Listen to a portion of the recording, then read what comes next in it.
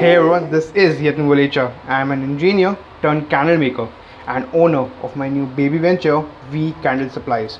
So right now I am in the middle of another night work session, and right now I'm trying to add finish touch to my candle, to my beeswax candles.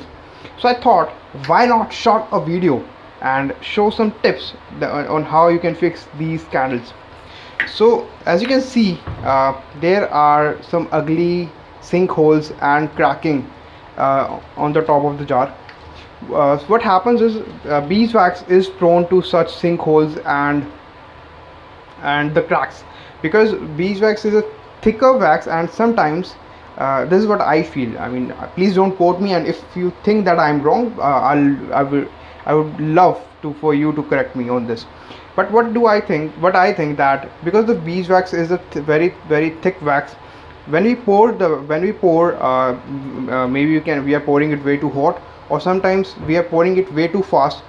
Both of these reasons can lead to cracking in the surface or sinkholes like this. So right now I am going to tell you how to fix these sinkholes. So yeah, one thing we can do is just use a heat gun and just use it over the top to melt the wax. But before that, what you need to do is, which is very important, is to poke some holes around the wick. Because what happens is that sometimes there are holes just below the surface, or we can say gaps just below the surface, and until or unless those gaps are not filled, those cracks will keep on appearing. And as you can see here, I don't know if you're able to see, but see, there is a slight gap just below the surface, and this actually happens just around the wick itself, because of the surface tension that this particular wick adds to the candle. So now I have poked the holes, and now I'll be using the heat gun. So what the trick that I use to make the surface smooth is, initially I just keep the mouth of the heat gun slightly closer to the jar, and once it starts to melt, I just take it far away. The reason I do it is to just first to initialize the melting process, and then ensure that it doesn't get too hot, in order to prevent the fragrance from the surface to evaporate. And same thing I'm going to do here as well.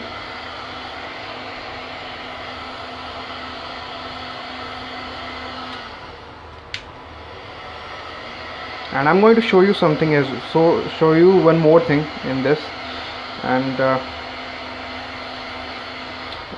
just don't worry about the wax leaking here on the sides, because in these kind of jar you will need to fix it anyway.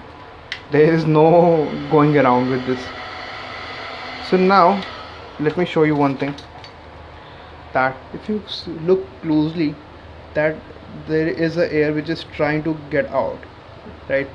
So these are the kind of small air bubbles that you need to release from the beeswax candle to have a very smoother surface. So now I'll be waiting for these surface to get hard, and then I'll be fixing the sides as well. This is because this is due to the shape of the jar that the wax is going to leak, because the beeswax does not have a good surface adhesion, due to which these kind of bleeding or leakage occurs in such kind of jars. So this is not something that you can prevent, you just need to fix it afterwards. So that's all I wanted to shoot in this video, and I hope you like it, and I hope you find something valuable in this short video. And so good night, take care, and see you in the next video. This is Yatin Volecha signing out.